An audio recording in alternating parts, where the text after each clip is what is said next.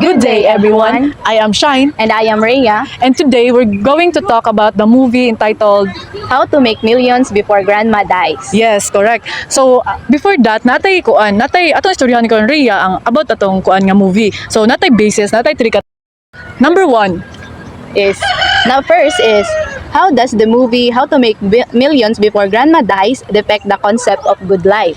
so I think the movie generally depict the character development of each person. Kay we concluded at first makita gid nato nga each character have different kanang Yes. lapses. Oo. Like murag naa gid sila yung mga pagkukulang as a family and as a person itself. Yes. So, tungod ato nga mga lapses, naka-learn sila and nag-develop sila as a person sad At the end of, of the day. movie. So number two, which philosopher's perspective of the good life is reflected on the movie? Provide examples from the film to support your answers. So, sige. Actually, namin napili like natay na atong kuan na ko ano. Like actually makatong 3 ka ano kay mo to siya ay mo Ma-reflection. yes, ma-reflect siya sa atong movie. So unsa ganitong number 1? First, amo ang nakita kay Friedrich, kay philosophy sa iyang philosophy kay katong laziness is stress-free life. Like sa pinaka first gyud sa movie, makita nimo dito si M, the main character kauban sa iyang lula nga.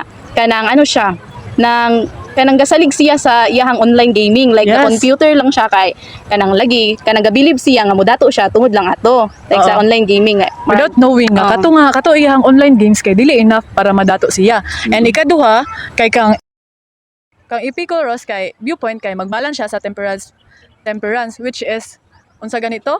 like katong na siyang sa at the tunga-tunga na siya sa movie, which is katong diri ang part ma-apply nato siya kay Epicurus nga viewpoint kay katong CM naka-start na siya realize nga kanang like nagapaminaw na siya sa point of view sa iyang grandmother, nagkapaminaw siya sa side sa iyang kanang tito nga katong bugoy, like katong gapangawat dayon sa tito pud niya nga katong Katong business owner. og katong especially pud dito sa iyang mama og sa katong igsuon sa iyang lula kay bali nga katong gitaboy ra sila, like dito siya murag naka-balance siya dito nga kanang daghan siya na realize actually nga kanang murag instead kay iyang original plan is mutabang lang sa iyang lula kay para makakuha kwarta og mana, pero at the end of the day murag naka-realize siya nga kanang dili na pud nato na-apply itong philosophy ni Aristotle, Yes. which is katong live iyahang life as purpose, like ditoan niya purpose, like ditoan niya na iyahang tito katong ni offer siya sa iyahang mama, which is ang grandmother ni M nga kanang sila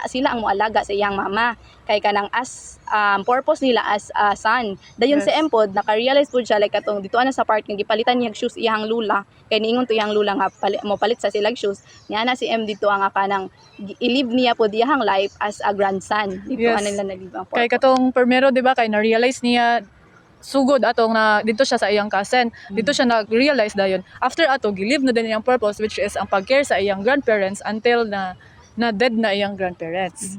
So number 3, what does the good life mean to you personally? Which philosopher's viewpoint aligns with your definitions of good life and why? So first, So for me, ang values sa relationships with family, like pag-give importance sa ato ang sa family bonding, like mga pag-give time no kay ang time kay very mo siya ang pinaka precious na gift na atong matag sa atong family no. Yes, ganun. for me naman po generally kay mo agree ko kay kay Aristotle o kay Epicurus kay ang life is a balance and a purpose, kanang With a murag mag-live ka purpose, sa imong yes. life nga balance siya with a purpose, like kanang murag dili ka mag Base lang sa isa. mag-base sa isa, Like dapat kanang balance. ka na murag dapat kita nimo ang kanang ma-understand ka ba, pero dili man pud nato malikayan sometimes kasi as a human being gyud kay nature naman pud nato nga magkasala, like Yes. magkanang lapses. That's normal. Normal na sa tuwa, so murag kanang i-balance na lang gyud siguro nimo ang daway nimo i-live imong life. So mora to. Alay mo yung definition of life. Correct. So, that's that's all all for today. Mura tong For today's ma-insight. video. Thank you. Bye-bye.